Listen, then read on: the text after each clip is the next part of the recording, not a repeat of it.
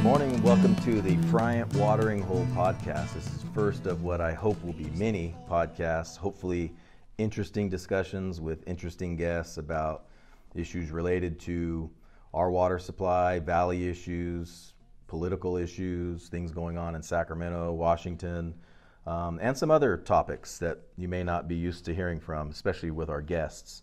Why, you might ask, are we having a podcast or putting together a podcast? This gives us an opportunity to have a long-form discussion with guests that really are influential and that can really have an impact on the issues that we work on and what really makes our water supply possible.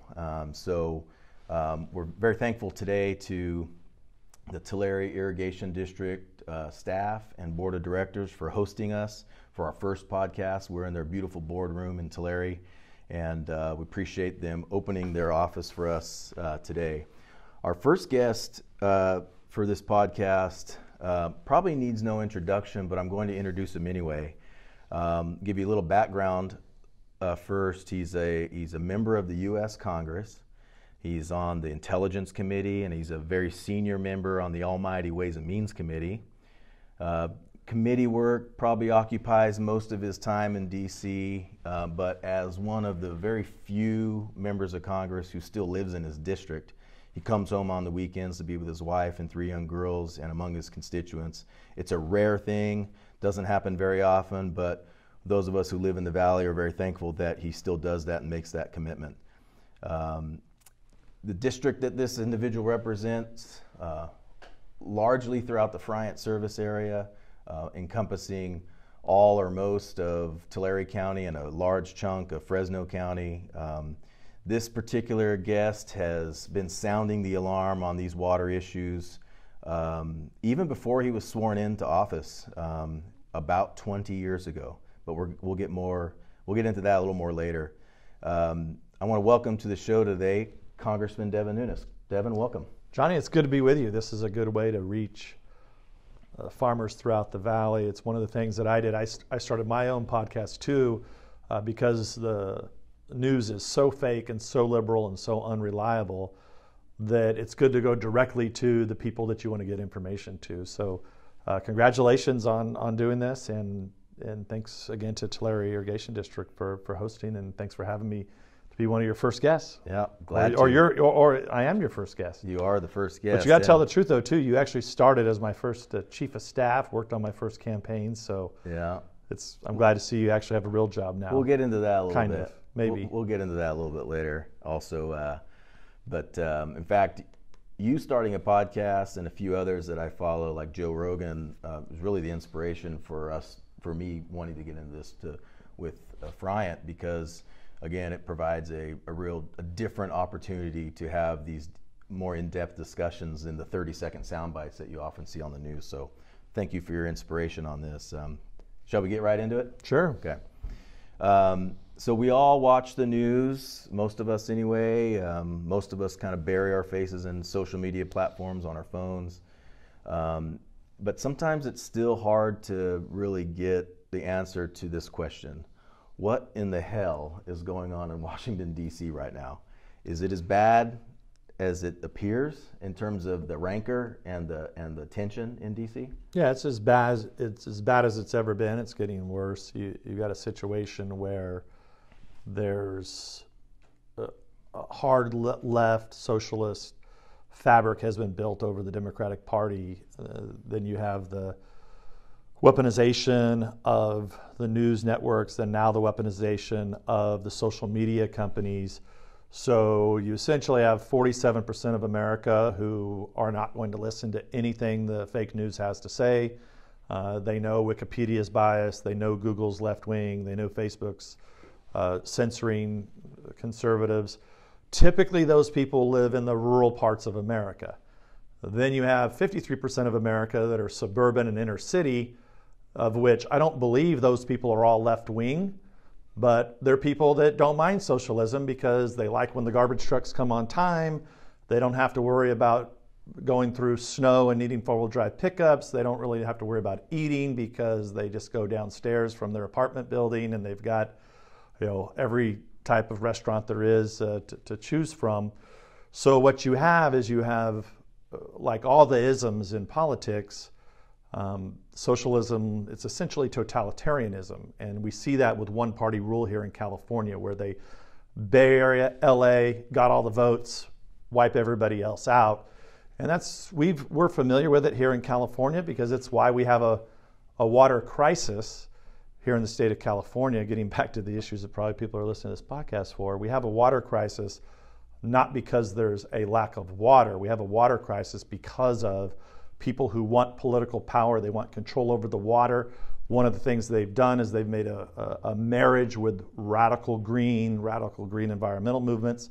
And that's led to, as we were discussing earlier with the head here, Aaron of the irrigation district, the need to invest tens of millions of dollars into reservoirs, lands, whitelands.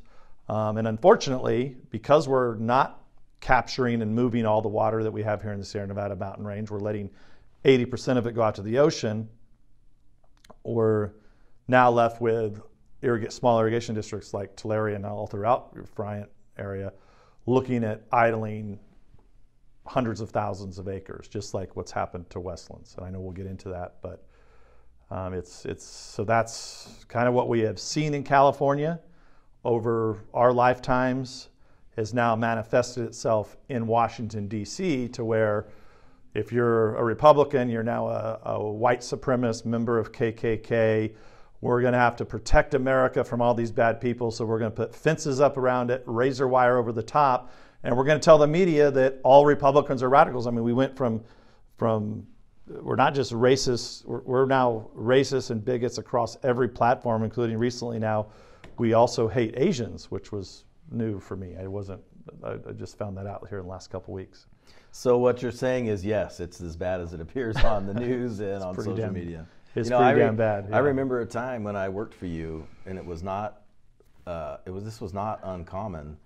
We would frequently socialize with, the names that come to mind, guys like Lincoln Davis and Heath Shuler, Democrats who were elected from across, from other parts of the country. We'd socialize. Hell, I think we'd even go to the Democratic club sometimes. Does any of that stuff happen anymore? Is there any? There's just nothing. No, very, very, very little. Yeah. There's a large divide, yeah. So, yeah, I don't know if it's ever going to correct itself. It feels like between the social media platforms that just it's like a powder keg, and it's continuing to contribute to this division, and I don't know how we get out of that. I remember those days when I worked for you very fondly. Those were kind of the fun times, or some of the fun times anyway. So it's disheartening to hear. What do you think, in your opinion, what do you think is the biggest contributor to it? To that ranker? Is it social media? Well, it's all about identity politics that's taking everything over. Is it? What do you think it is? Well, we talked about the isms a little bit ago. People lust for power. They want power. In California, they successfully created over the last 40 years where they wiped out one political party, and you essentially have a Politburo system to where people move up the system by having the right connections and the right friends, and it's not necessarily based on how you govern, because they have all the votes they need. So they then take over the institutions, where you have the courts are a problem. They even try to target every agency you can think of, from the health services all the way to Caltrans to water districts and water agencies. It's really across the board. So once you control once you have the votes, you take over the institutions. You do that by taking advantage of the media. So for decades now, the media has been extreme left-wing. Well, now they're funneling it through social media platforms. And this is a new phenomenon just in the last 5 or 6 years on the social media platforms. But there's really lack of news here. For God's sakes, we had here in the Valley, I don't know how many times it'd be, most of the local news providers were on the side of the people who were advocating sending water out to the ocean, or opposing dams, opposing storage, or opposing solutions to the Delta, and always, with the same old line of, we need bipartisan. Well, bipartisan to these news media means that we do exactly what the left wants, which was, well, don't worry about it. We want to have a San Joaquin River settlement. It sounds like, who doesn't want a nice little flowing water down the San Joaquin River? It's going to be great. Well, it's great if you want to idle 1/3 of your land, which is, Johnny, you were involved in those discussions 20 years ago when we warned of this, and now we're here. So what's led to all of this? It's led to people want power in the state. They have it. It's one-party rule. Republicans are essentially a true endangered species. Conservatives are true endangered species. That's why you see so many of our friends and family businesses that are like, I'm out of here. They're moving to other states that are red, and the blue areas continue to get bluer. And until the music stops and the money runs out, you're probably going to see it continue to get bluer, unfortunately. So, seems pretty bleak on the waterfront. I mean, obviously these are challenges that this area has been dealing with for 30 years or more. But in terms of just the ability to fix things in Washington, that seems bleak as well. I mean, remember, the left are fixing things. They're fixing so they have the power. So in their mind, taking this land out here in the valley, that's a good thing. Sending more water out to the ocean, that's a good thing. We worked for 20 years on the biological opinions, redoing those, legislation to enable that, to deliver more water. We finally got a president that was willing to do it, President Trump. We got that done. And now you see just here in the last few weeks, they're going to start to ratchet that back. My guess is they'll redo the biological opinions and we'll be right back to where we started with water just flowing out to the ocean. That was the only victory we had in really 30 years. Yeah, hold that thought, because we're going to get to that in the next segment. And so we're going a little long on this one, but so after the break, as promised, we're going to dive into all things water. We're going to be 100% water in the next segment. You're listening to the Friant Watering Hole, and we're broadcasting today from the Tulare Irrigation District Boardroom. I'm Johnny Amaral. I'm with my friend and your Congressman Devin Nunes. We'll be right back. It's amazing what happens around this place when the clock strikes midnight and they think no one is watching what people will say. My message to you is we are watching. I put the entire hearing up on YouTube for everyone in the world to see the pathetic excuses that were made in that committee that night. My colleagues have complained that California farmers are putting fishermen out of work. But the truth is the federal government put the salmon fishermen out of work. In fact, the federal government paid $100 million for the salmon fishermen not to fish. It doesn't take $100 million to solve the crisis in California, Madam Speaker, Mr. Speaker. It doesn't even take a penny. Just turn on the pumps and restore the flow of water is all we're asking. Welcome back to the Friant Watering Hole. What you just heard was a clip of our guest, Devin Nunes, delivering remarks from the floor of the House of Representatives over 11 years ago. Sadly, that same speech could have easily been delivered 11 days ago, because things just never seem to change. Devin, with the exception of the passage of the WIN Act in 2016, which really was a modest reset of some of the regulations that curtail water deliveries in the valley, why are legislative victories for the valley on water issues so hard to come by? Well, we were talking about it when you said, in the last segment, when you said, well, are things getting done? And I said, from a conservative perspective or a pro-agriculture perspective, no, things are not getting done in our favor, but they're winning. They're winning big. They believe that at least 1 million acres of farmland should be put out of production. I remember when I first ran, I thought I could sit down at the table with these environmental groups, and I was shocked. I walked out of there thinking to myself, oh my God, and John, I think you were in some of those meetings. This is way back and before I was even sworn into office. And you sat there with environmentalists, and they were with a straight face. They said, with maps out, they said, this land shouldn't have been farmed. This land should be put back into production. The Tulare Lake, they basically said, Boswell and all the companies that are out there by Corcoran and all that never should have been farmed. And essentially they said that Westland should have never been farmed, all the land, and then they would always say, oh, but we're okay with the small farmers. And then Friant, but then I'd say, well, yeah, but how are we going to move the water to get it to Friant? Because there's a shortage on the east side too. Well, they may have to idle just a little bit of land. And oh, by the way, we really need to get this San Joaquin River settlement done. Do you think you would support this? Because it's going to be great. There's going to be boats and salmon, and it's going to be wonderful. And I said at the time, like, well, how are we going to get salmon back on the San Joaquin River when you've got these series of dams going up? I can't imagine there's really been very many salmon over the last century, really. And they said, oh, no, it's going to be fine. So, of course, we stupidly agreed to that. And now we're sitting here with a lot of the land on the east side that's in jeopardy. So don't think they believe in these policies. They want this land out of production. I've always warned people. And that's part of the Socialist Democrat Party. That's a main platform. So I've always said that just believe it. When they tell you that they want this land out of production, they want the land out of production, and they're going to get it. That's why you're seeing what they're having to do in Tulare today, and just in this little irrigation district, and our discussion a little earlier that we had before this podcast, talking about if they're lucky here, under these new rules, the state groundwater rules, if they're lucky, if you're in an irrigation district, Tulare is going to have somewhere short of 3 acre feet, which is, Johnny, is barely enough to make a crop, and all your farmers that are listening here too. So we've made the WIN Act was a modest little way to try to restructure.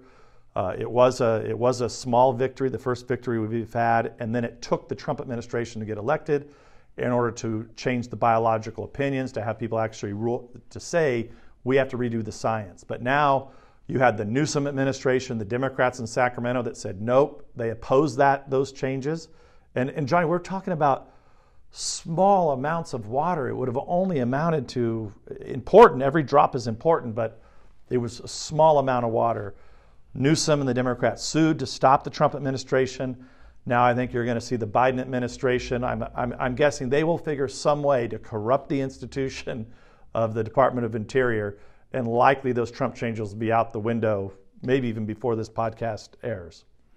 Yeah, that's a good segue into another question. Let's just dive right into the biological opinions. I mean, there are dozens, several pages of Trump-era policies and regulations that, not just in Department of Interior, but other agencies that are kind of on a target list for the new Biden administration. They issued a white paper that showed that detailed or provided a list of actions that are up for agency review, is what they call. Basically, they're going to take a look at some of the stuff that the Trump administration did and decide how they want to handle it.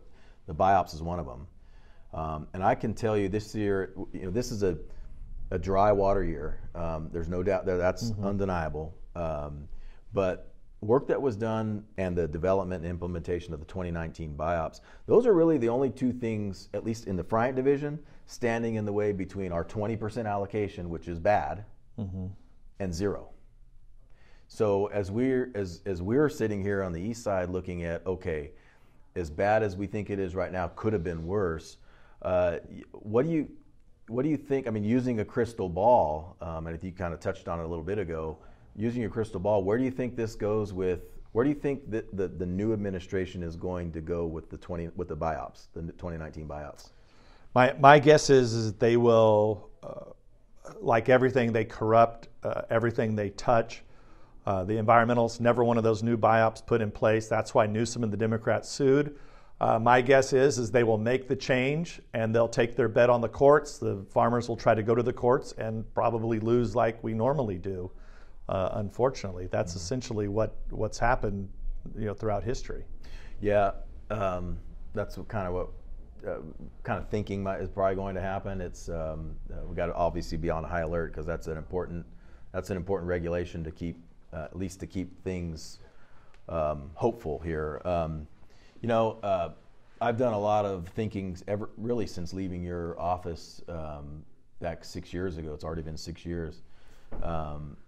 But I think certainly in the last decade or so, you could make certainly I've made an argument that on the issue of valley water, so and if you're looking at representatives, the elected representatives in the valley on the issue related to valley water, specifically on infrastructure, there's increasingly, specifically on infrastructure, there's increasingly less daylight between Republicans and Democrats on infrastructure, right? We talk about canals, building and repairing or rehabilitating canals and dams. I mean, it's without question the political kind of foundation has changed a little bit here in the Valley. I mean, guys like Adam Gray and Merced, who I know you know, I mean, they come to this discussion differently than other Democrats have in the past, certainly more than 20 years ago. Melissa Hurtado is another one. How do you agree with that? Or you disagree with that? Well, I think I disagree with it in a sense that they're doing it for political expediency because they're not going to fight Newsom. They're not going to fight the things that will bring us actual real water. They're not ever going to be on our side in addressing the real legislation. And I'll get into this in a second because I think it's very simple, and I think the more we repeat this, the better. But of course they're going to, if they oppose water projects, and this year it will be a major issue. This water issue ebbs and flows. So when I first ran for office, everybody, why are you talking about water? And I said, well, in the long run, it's what's most important to this valley. We're not going to survive, even though it wasn't politically expedient at the time. Everybody wanted me to talk about, hot political topics of the day. But I've always found that it's best to just focus on the issues that you think are the most important at the highest level. So I think we've effectively created a scenario by which if you're a Democrat and you oppose simple things like canal fixes and delivering water to people in dams, you'll probably lose even if you're in a Democratic district. And so we've been able in the Valley here to slightly win Democratic districts, barely win them, a lot of times because of this water issue. So I think the Democrats have figured out that they can be with the Newsom and the left-wingers saying, hey, we won't touch your biological opinion, things that actually move water, but we're going to have to, on paper, before fixing the Friant Canal and building a few new dams and that sort of thing. So, look, I'm not trying to be pessimistic. I'm just giving you a real read of the situation. If making a political calculation gets someone to the right spot, great. Oh, look, in your position, in Friant, on all of them, they have to work. You guys have to work with the people that are elected, and the bottom line is the Democrats have supermajorities in Sacramento. You have no choice but to work with them. But you're asking me as somebody who's in politics, what's really happening? That's my read on it. I appreciate that. And it doesn't mean they're bad people, and maybe they would be different. But when the real war comes, where were they to stand up and tell Newsom, no, you're not going to sue the Trump administration. We need these biological opinions in place. We need to move water. And they were nowhere to be found. Same goes, we tried to get, this is another important issue, probably the most important project for all of the Valley is raising Shasta. That's ready to go. And we had the money for that, but our senators, Democrat senators, opposed it, even though the Trump administration supported it. That's a major raise of a dam that would store a lot of water, and then you move the water, then there's just more water for the whole system. So that was something that's ready to go. We've been working on a lot of the work's been done, but Newsom opposed it. Our two Democrat senators opposed it, and that was with Trump supporting it and the Congress at the time supporting it. So, well, I would argue, perhaps selfishly, that the most important project, certainly on the east side, is fixing the Friant Canal, because where the capacity has been diminished because of land subsidence due to overpumping, it's created a certain circumstance where water contractors who have contracts and are entitled to receive water can't receive their water supply. Yeah. And we're losing out, like in 2019, lost out 300,000 acre feet just in 1 year alone. Was a missed opportunity. So in terms of bang for the buck, my argument would be, and again, selfishly speaking, fix the Friant Canal first, because there's big opportunities. Well, you're saying that as a good Friant guy, but when I'm talking big picture water that you could move hundreds of thousands of acre feet. Now look, there's all these bottlenecks. But recognize that, like and I didn't even realize this until I came over to Friant, that in more than half of the years, there's more water in this watershed than our infrastructure can move in more than half of the years. Mm-hmm. And so that we have waited this long to fix the canal, which admittedly it was a recent phenomenon that we figured out, that the mm-hmm. Friant staff figured out just a few years ago, or found out a few years ago. But that we haven't been able to take advantage of that opportunity yet has to be remedied. We have to fix that, because Sigma got all these new pressures coming on water users that if we allow a drop of water more than is absolutely necessary to leave this basin, shame on us. Leave this water set, shame on us. We have to mm-hmm. take care of that. And I understand that for the Friant, how important it is, but it's also important. And I know you guys are doing this. I think you guys have had some really good leadership on this from your board in the big picture, which is if you fix this canal again, it won't be the first time it's been fixed and before our time, but it's important to take care to ensure you're taking the precautions that we're not going to be right back in the same spot here in 20 years where it just lowers. And that's the challenge that you guys have. Not to get into too many details on that, but I mean, we're basically over-engineering the fix to mm-hmm. account for what might happen in the future. So yeah, we took that into consideration as well. Two more questions before the next break.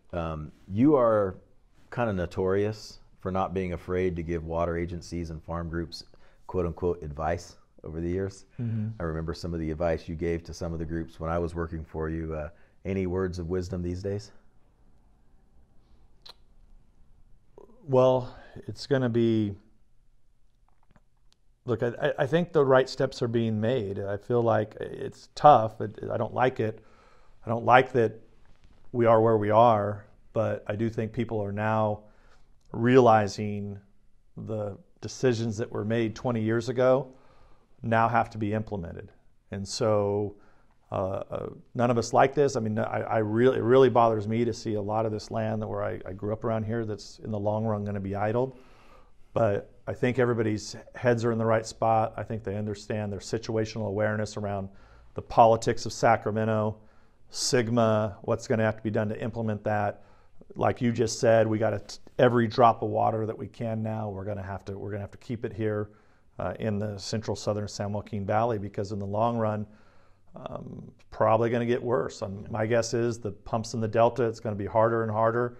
We're not going to get raising of Shasta, raising of the expansion of some of the other projects around here. It's going to be very, very difficult. So yeah, the drought of just a few years ago, 2014, 2015, which was bad, and the implementation of Sigma has created, and we talked to Aaron Fukuda today, you heard what they're mm-hmm. up to, what the Tulare ID is up to. Mm-hmm. That could be amplified across most of the districts in the Friant division in terms of how they're dealing with coming up, making sure they have a plan to have enough water in mm-hmm. the future. So there has been a mindset change certainly since the last drought, and then of course now the implementation of Sigma, which is a reality check that's smacking everyone in the head right now. So last question before the break.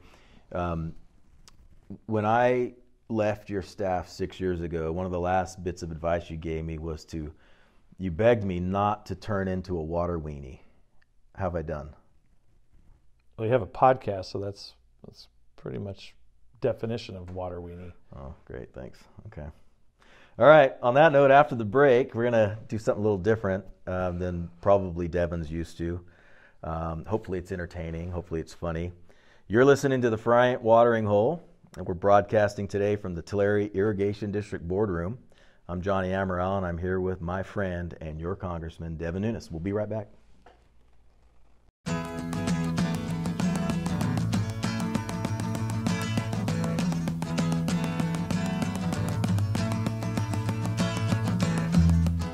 Welcome back. We just have a few more minutes with our guest, Devin Nunes. Again, thanks for coming and joining us today.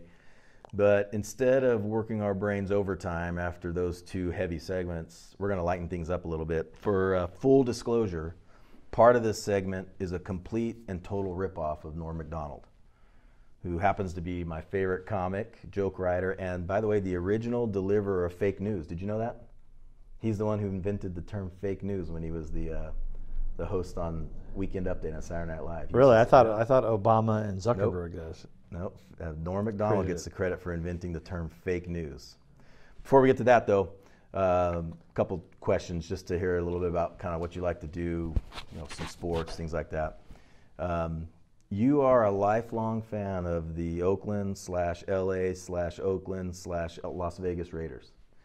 How would you rate their off season so far? Well, they escaped. I think the only good thing that's happened to them in the last few years is they escaped from California, got out of the Bay Area, which was probably a good thing for them. It'd probably be easier for them to recruit players to Las Vegas. Obviously, they'll pay cheaper, lower taxes.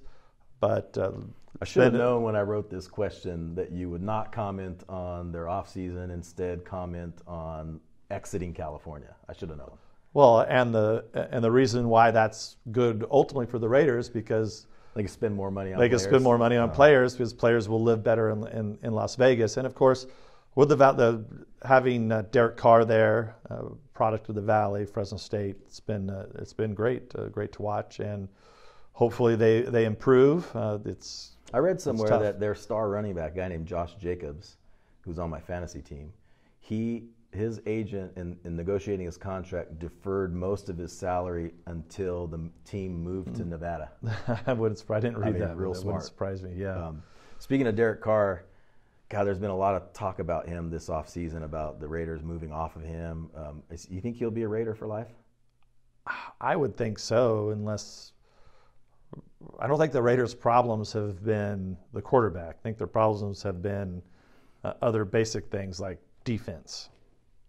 Their problem has not been scoring. Their problem has been they'll score 30 points a game. The problem is they give up 42. It doesn't work very well. Yeah, but usually if they go 7-9, which I'm predicting they will, they're either going to blame him or the coach, and so they'll probably move off of him. Yeah, but remember, 7-9 is good for the Raiders. I guess so.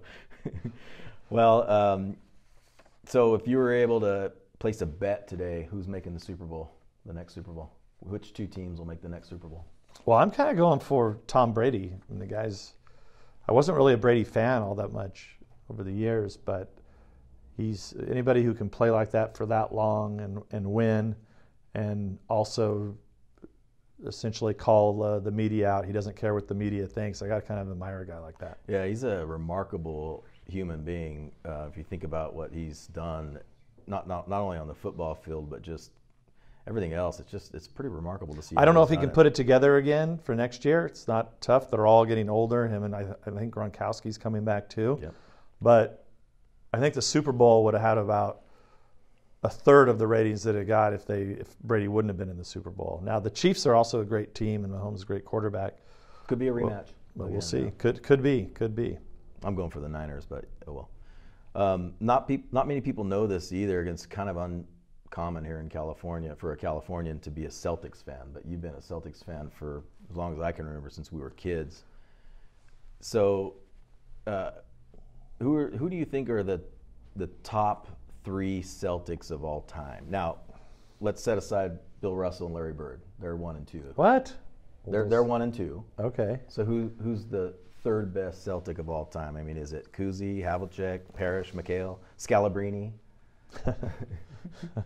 Who do you think that is? I think you'd have to go with Paul Pierce. He was there for a long time. Paul Pierce, yeah. Paul Pierce. They only won 1 title, but he was a solid player for many, many years. Yeah, that's a good choice. Okay. All right, so we're going to end this segment by telling some jokes. Now, I've just handed the esteemed congressman some cards. He's not reading ahead. These are Norm Macdonald jokes. I want to make sure credit goes where credit is deserved. And we're going to see if Congressman Nunes is able to deliver a joke written on a card, handed over to him. You'll do 2 and I'll do 2. We'll alternate. Like, I'll start, okay? Remember Donald Sterling, the guy that used to own the Clippers? Yes. Got into some trouble for saying some really, really bad things. Here's the joke. all the charities that Donald Sterling donated millions of dollars to are giving it back to him. That'll show him. You need a gong. These are terrible Okay, jokes. well, maybe. Okay. I signed up for my company's 401k, but I don't think I can run that far. Yeah, you butchered the delivery, but okay. Here's a real easy way to figure out if you're taking too many meds. You refer to your medication as meds. It's probably true. It's probably true. In World Cup soccer, Mexico defeated Cameroon 1-0, or as it's known in soccer, a blowout. Which is really true with soccer. It is. With soccer, once you get up 2-0, then they essentially, especially if you're down a player, then it's pretty much you can wipe out 60 minutes pretty quickly. Yeah, I'll finish this pathetic joke segment with this one, since Elon Musk is always in the news.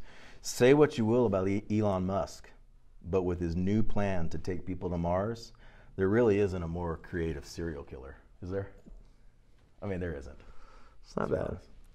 All right. Musk left California, by the way. Yeah, well, there you go again. Texas. On that note, in all seriousness, thank you. I know you're real busy. We really appreciate you taking the time to do this. I hope this turns out well. I hope this is. Well, good luck with this. I think it's a good way to reach your farmers and the growers. So good luck. I'm looking forward to it. Thanks again, Devin. Appreciate it. Johnny. Thank you.